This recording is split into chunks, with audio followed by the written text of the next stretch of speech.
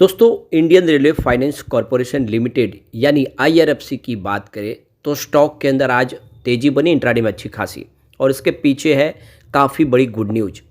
Company lowest bidder साबित हुई है एक बड़े कोयला ब्लॉक टेंडर को हासिल करने में, और इस खबर ने माहौल पॉजिटिव बनाया है। बाजार ने साथ नहीं दिया आज, वरना तेजी काफ़ी बड़ी हो सकती थी, क्योंकि निफ्टी फाइनेंशियल सर्विस में गिरावट के साथ क्लोजिंग देखने को मिली है। इसके बीच में बजट को लेकर भी काफ़ी बड़ी अपडेट निकल के आ रही है, जिसको हम इस वीडियो के माध्यम से डिस्कस करने जा रहे हैं। बजट हमारे सामने आने वाला है बहुत जल्द। रेलवे सेक्टर को लेकर बहुत सारी उम्मीद है, और आप देख सकते हो कि आईआरएफसी जो रेलवे की इंफ्रा कंपनियों को फंड प्रोवाइड करने वाली इकलौती कंपनी है, जो अब और भी कई नए सेक्टर में भी एंट्री करने जा रही है। ऐसे में क्या है आगे की संभावना, क्योंकि स्टॉक बहुत ज़्यादा करेक्ट हो चुका है। क्या आने वाले समय बेहतर उम्मीद की जा सकती है? लेकिन फ्रेंड्स, उससे पहले अगर आप पहली बार हमारे चैनल पे आए तो चैनल को सब्सक्राइब कर दीजिए, एक बेल आइकॉन दबा दीजिए, ताकि जब भी नया वीडियो बने पहला नोटिफिकेशन आपको मिले। वीडियो पसंद आए तो लाइक से ज़रूर कीजिए। चलो फ्रेंड्स, वीडियो स्टार्ट करते हैं। मैं हूँ आपका दोस्त एस बी दवे, और हमारे अपने चैनल ऑनलाइन कमाई में आपका बहुत बहुत स्वागत है। तो सबसे पहले निफ्टी फाइनेंशियल सर्विस की बात कर ले। आज 22,680 के स्तर पे क्लोजिंग थी। यहाँ पे 42 पॉइंट की गिरावट हुई, यानी 0.19% गिरा निफ्टी फाइनेंशियल सर्विस। तो दबाव में था आज फाइनेंशियल सेक्टर, और इसी वजह से आईआरएफसी की तेज़ी भी थोड़ी सी आपको कम होती हुई दिखाई देगी। जिस लेवल पे शुरुआत हुई थी उतने पे क्लोजिंग देखने को मिली, क्योंकि बाजार ने साथ नहीं दिया आज।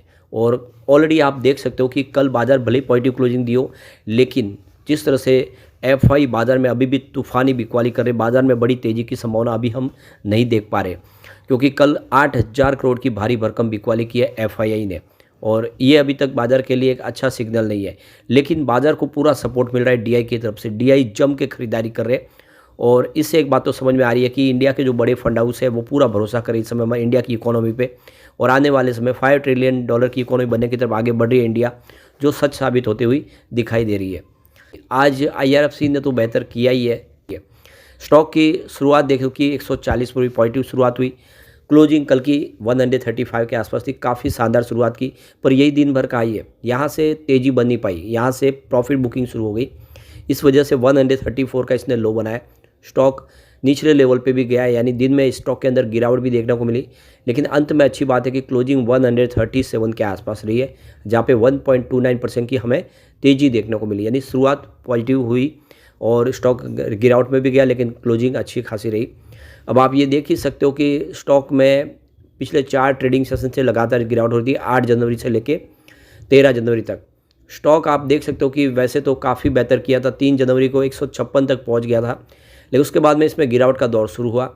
आप देख सकते हो कि ये गिरावट की जो नतीजा ये रहा कि स्टॉक गिरते हुए 127 पर आ गया इंट्राडे में 13 जनवरी को। काफ़ी बड़ी गिरावट हुई, लेकिन पिछले 2 ट्रेडिंग सेशन से फिर बाजार में एक पॉजिटिव माहौल बना, और आज इंट्राडे में 140 तक पहुंच गया। तो लग रहा है कि स्टॉक ने अपना निचला लेवल बता दिया है, और एक अच्छी उम्मीद यहाँ से की जा सकती है। तो आज इंट्राडे में 3% के आसपास की तेज़ी देखने को मिली, और इसके पीछे वजह झारखंड में सबसे कम बोली लगा के इन्होंने एक जो बड़ा टेंडर हासिल कर लिया है। तो देख सकते हो कि कंपनी ने यहाँ पे झारखंड की खदानों से जुड़े एक प्रोजेक्ट के लिए सबसे कम बोली लगाई थी। यह प्रोजेक्ट झारखंड के लातेहार जिले के बरानांदी कोल ब्लॉक से जुड़ा है। तो देख सकते आईआरएफसी ने बताया कि 3,167 करोड़ रुपये के इस प्रोजेक्ट को पतरातू विद्युत उत्पादन निगम लिमिटेड हैंडल कर रहा है, और PVUNL NTPC लिमिटेड, ये दोनों का एक जॉइंट वेंचर्स है। तो झारखंड बिजली वितरण निगम दोनों ने मिलकर इस जॉइंट वेंचर्स को बनाया, जिसमें NTPC का बड़ा हिस्सा है 74% का, और JBVNL का जो हिस्सा है वो 26% के आसपास है। सबसे कम बोली लगाकर आईआरएफसी ने सबसे कम दाम पर प्रोजेक्ट को निपटाने का दावा किया है। रिपोर्ट सामने आने के बाद कंपनी के शेयर में आज बढ़त भी देखने को मिली। करीब 4% तक की छलांग दोपहर को देखने को मिली, 2:30 बजे के आसपास तक, और उसके बाद देख सकते हो कि फिर प्रॉफिट बुकिंग भी हावी हुई स्टॉक के अंदर।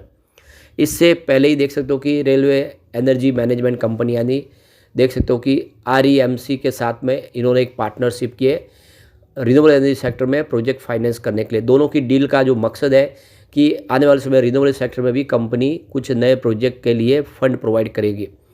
तो देख सकते हो कि यह एक जॉइंट वेंचर्स है। इसका जो मकसद होगा कि आने वाले समय अब ग्रीन एनर्जी के प्रोजेक्ट भी होंगे रेलवे से संबंधित, उनको भी ये फंड प्रोवाइड करेंगे। यानी इन्होंने अब अपना जो क्षेत्र है उसको फैलाना शुरू कर दिया। IRFC अब रिन्यूएबल एनर्जी सेक्टर से संबंधित कंपनियों को भी फंड प्रोवाइड करेगी। जो काम इरडा करती है अब वो काम IRFC भी करेगी। यानी इसके लिए डबल जैकपॉट, एक तरफ रेलवे से संबंधित तो फंड के ऊपर होगा ही, लेकिन IRFC की तरह, इरडा की तरह अब ये रेलवे प्रोजेक्ट के लिए जो है इलेक्ट्रिक जो पावर सेक्टर से संबंधित है, चाहे वो अक्षय ऊर्जा हो या फिर दूसरे पावर प्रोजेक्ट हो, उनको भी फंड प्रोवाइड करेगी। तो ये इससे बात से समझ में आ रही है कि आने वाला जो समय है IRFC के लिए काफ़ी शानदार साबित हो सकता है। अब बजट आने वाला है, फरवरी में बजट होगा। बजट में रेल सेफ्टी इंफ्रा डेवलपमेंट पर खास फोकस होगा। स्टेशनों और ट्रेनों की सूरत भी बदलती हुई दिखाई देगी। तो देश का बजट आने वाला है। अब आप देखो रेलवे बजट भी मुख्य बजट के साथ में ही जोड़ के उसका ऐलान किया जाता है। इस साल सरकार रेल सेफ्टी और इंफ्रा डेवलपमेंट पर ज़्यादा फोकस देगी। ऐसे में देख सकते हो भेल है, टीटागढ़, वेगन, BEML और RINL जैसे शहरों में काफ़ी बड़े बजट की ऐलान हो सकती है। आम लोगों को ट्रेन के सफ़र में मिलने वाली सुविधाओं को बेहतर करने के लिए बजट में रेलवे के लिए 18% तक का आवंटन और बढ़ाया जा सकता है, जिससे अगले 2 सालों में करीब 10,000 इंजन को कवच युक्त करने की योजना है। यानी जो कवच टेक्नोलॉजी है उससे उसको लेस किया जाएगा ताकि जो दुर्घटना होती है उसको रोका जा सके। साथ ही करीब 15,000 किलोमीटर रेल लाइन पर कवच लगाने के लिए करीब 12,000 करोड़ रुपए का बजट भी संभव है। तो जो रेलवे ट्रैक है उसको भी कवच से सुरक्षित किया जाएगा। सरकार का लक्ष्य है कि सुरक्षा के लिहाज से महत्वपूर्ण माने जाने वाले कवच सिस्टम को 2030 तक पूरे भारतीय रेल में फिट कर दिया जाए। यानी हर रेलवे जो लाइन है उसको कवच के माध्यम से लैस करके सुरक्षित कर लिया जाए। करीब 3,000 किलोमीटर नई दिल्ली, मुंबई और दिल्ली हावड़ा पहले से ही इस पर काम चल रहा है। वो ट्रैक पे कवच सिस्टम लागू किया जा रहा है। दोनों रूट के ट्रैक का काम दिसंबर 2025 तक पूरा हो जाएगा। इस बजट में रोलिंग स्टॉक के लिए भी काफ़ी उम्मीद है। साथ ही ट्रेन के सफ़र को आरामदायक बनाने के लिए वंदे भारत ट्रेन की संख्या भी बढ़ाई जाएगी। वही hydrogen train, new age fuel को लेकर भी यहाँ पे आवंटन की संभावना बनेगी, जिससे रेल अपने लिए तैयारी को और तेज करेगा। LHB कोच लगाने पर भी फोकस रहेगा। सरकार अब देखोगे इस साल फाइनेंस 2026 में केवल LHB लिंक ऑफमैन बूस्ट कोचों का उपयोग सुनिश्चित करने पर योजना बना रही है। पिछले बजट में इसके लिए 54,000 करोड़ रुपए का जो बड़ा प्रावधान रखा गया था। रेलवे की कोच फैक्ट्रियों में अब केवल LHB कोच ही बनाए जा रहे हैं, जो यात्रियों के लिए अधिक आरामदायक ट्रेन की औसत गति को बढ़ाने में मददगार साबित हो रहे हैं। रेलवे स्टेशनों को आधुनिक रूप देने का काम भी तेज़ी से चल रहा है। कई प्रमुख स्टेशन को पहले ही आधुनिक रूप से बदला जा चुका है। आगामी बजट में और भी नए ऐलान किए जा सकते हैं। तो ये बजट है जो काफ़ी शानदार होता हुआ दिखाई देगा इस बार। तो सारी नज़रें अब बजट पे है और साथ में रिजल्ट पे भी है। यहाँ पे इसके स्ट्रेंथ बहुत ज़्यादा है। स्टॉक के अंदर ये आपको देखा 10 स्ट्रेंथ दिखाई देगी। Growth in net profit with increasing profit margin Q-on-Q, growth in quarterly net profit with increasing profit margin year on year basis, company reducing debt, company अपने कर्ज को लगातार कम करी है। इस तरह से बहुत सारी स्ट्रेंथ भी है और कुछ वीकनेस है। रेड फ्लैग है high interest payment compare to earning, insufficient use of shareholders fund, ROE declining in the last 2 years, declining net cash flow, company is not able to generate net cash। ये कुछ weakness है, लेकिन weakness 6 है, इसके strength 10 है। तो जो पलड़ा भारी है वो पॉजिटिव पॉइंट का है। ऐसे में हम कह सकते हैं कि आने वाले समय IRFC बेहतर करता हुआ दिखाई दे सकता है।